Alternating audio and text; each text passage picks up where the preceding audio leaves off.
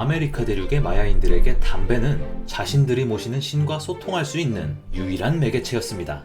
제단 앞에 모여 앉아 각자의 대롱 끝에 담뱃잎들을 채워 넣었고 불을 붙여 빨았죠. 긴장이 풀리면서 감각은 예민해지고 내면에서 들리는 소리에도 예민하게 반응하게 되는 거죠. 뭐 현대에야 니코틴이 교감신경을 흥분시켜 각성 효과를 일으키고 산소 부족이 일시적으로 머리를 띵하게 한다는 게 과학적으로 다 밝혀졌지만 당시 마야인들이 그런 걸 알았겠어요? 단지 자신들이 모시는 신에게 한 발자국 더 가까워졌다고 착각했던 거죠. 백인들과 아메리카인들이 처음 마주했을 때 백인의 생김새와 옷차림은 원주민들로 하여금 백인들을 신으로 혹은 신의 대리인으로 여기게 하기 충분했습니다. 들여 마신 담배를 그들에게 뿜는 것은 신에게 존경을 표하는 최고의 방법이었죠. 이런 광경들은 콜럼버스 일행에게 흡연을 점점 더 자연스럽게 여기게 만들었고 따라해보고 싶게 만들었습니다. 콜럼버스는 당연히 이 신비의 식물을 구대륙으로 가져왔고 이 식물은 유럽에 들어온 첫 담배로 기록됐습니다.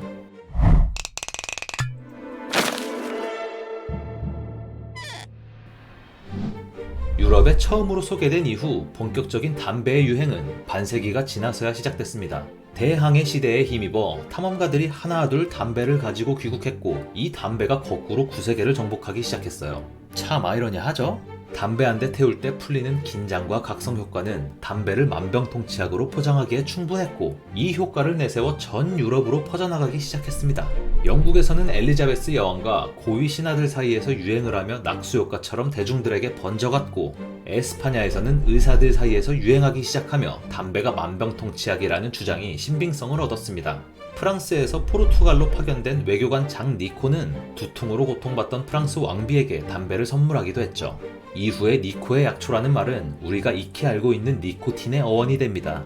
참고로 사상 최악의 전염병이었던 흑사병이 유럽을 휩쓸고 있을 당시에도 환자들 중 비흡연자들은 담배를 피우지 않아서 병에 걸렸다며 비난받을 정도였습니다.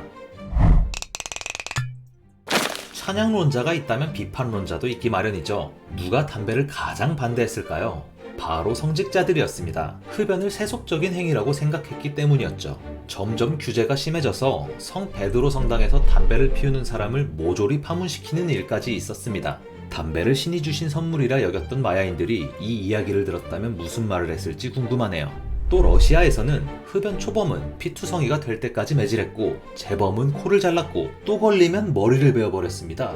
오스만 제국에서는 흡연을 중범죄로 규정해 담뱃잎을 구할 수 있냐고 묻고 다니며 함정 수사를 해서 흡연자는 그 자리에서 머리를 베어버렸다고 합니다.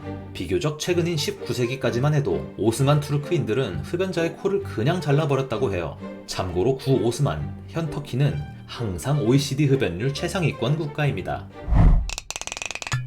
17세기까지 담배는 대부분 담뱃대나 엽관련 혹은 씹는 담배의 형태로 이용되었습니다. 하지만 시간이 지나면서 점점 편리성 때문에 지관련을 찾는 사람들이 많아졌고 크림 전쟁을 통해 제대로 조명을 받기 시작합니다.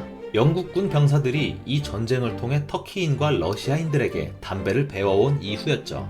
유럽에서는 지관련이 편리성에 의해 금방 유행했습니다. 그러나 마초의 나라 미국은 만만치 않았죠.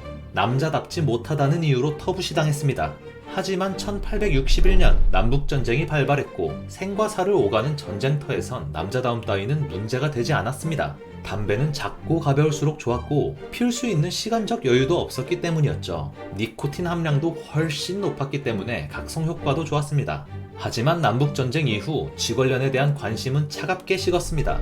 보시는 것처럼 이름부터 엽관련과 이렇게 차이가 나니 상마초 행님들께서는 쳐다보지도 않았던 거죠. 이 와중에 제임스 본색이 1881년 지관련을 만드는 기계장치를 고안하게 됩니다.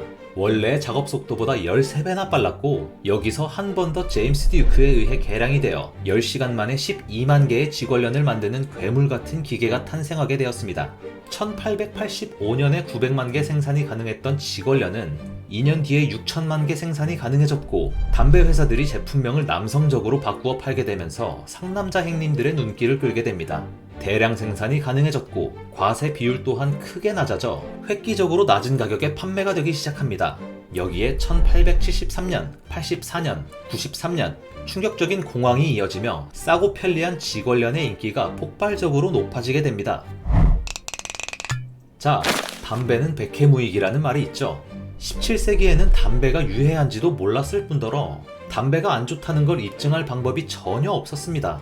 그러나 19세기가 돼서는 담배와 관련된 병들과 사망자들이 무시할 수 없을 정도로 불어났기 때문에 담배 유해론이 계속돼서 대두되기 시작했는데요. 여러 나라의 병원과 실험실에서 담배가 유해하다는 과학적인 자료들을 내놓기 시작했고 1950년대에 이르러서는 대수롭지 않게 생각하던 흡연자들도 서서히 담배의 유해성에 경각심을 가지기 시작했습니다. 실제로 흡연율이 떨어지기 시작한 것이었죠.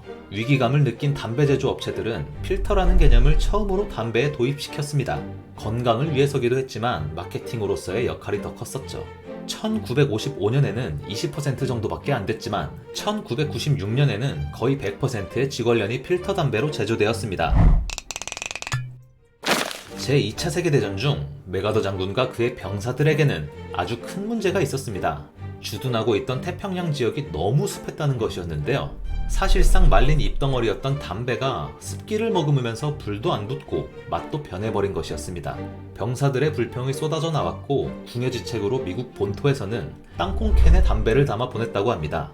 임시방편으로 해결은 했지만 담배의 보존 방법과 맛의 일관성에 대한 문제는 숙제로 남았죠. 1920년대 향 보존과 습기 방지를 위하여 은박지로 담배를 포장하는 방법이 여러 담배 회사에서 성행했고 1930년대에 카멜에서 독자적으로 비닐 포장 기술을 개발해 담배의 보관 기간을 혁신적으로 늘리는 데 성공했습니다. 이 포장 방법을 휴미덜팩이라고 이름지어 광고했습니다. 뒤이어 다른 담배 회사들도 따라하기 시작했죠. 바야흐로 20세기 담배와 광고는 뗄래야 뗄 수 없는 관계가 됐습니다. 모든 담배 회사들은 자회사 제품을 팔아먹기 위해 광고에 천문학적인 돈을 퍼부었고 젊은 여성을 타깃으로 한 자유의 담배, 갓난아기를 메인 이미지로 내세운 무해한 담배, 의사들이 권장하는 건강장려 담배 등 공격적인 마케팅의 담배 광고들이 쏟아져 나왔습니다. 홍보의 아버지라 불리우는 미국의 에드워드 버네이스는 부활절날 헐리우드 여배우들에게 담배를 피우며 뉴욕거리를 걷게 하기도 했죠. 앞서 말한 것처럼 필터 담배도 마케팅의 일환으로 이용되었습니다. 말보로가 1954년부터 여성스러운 이미지를 탈피하고자 남성을 타깃으로 한 마케팅을 펼쳐 폭발적인 판매량을 기록한 사건은 미국 광고사의 길이 남을 사건이죠. 현대에 이르러서는 담배의 여러 가지 해악이 밝혀지면서 담배는 광고 시장과는 영영 멀어져 버렸는데요. 현재 유일하게 담배 광고를 볼 수 있는 곳이 있습니다. 바로 F1 서킷이죠.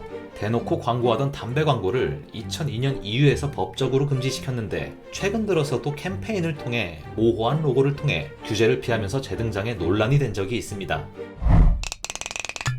16세기부터 시작돼 이제 막 450년의 역사를 자랑하는 담배의 여러가지 재밌는 썰들에 대해 알아봤는데요.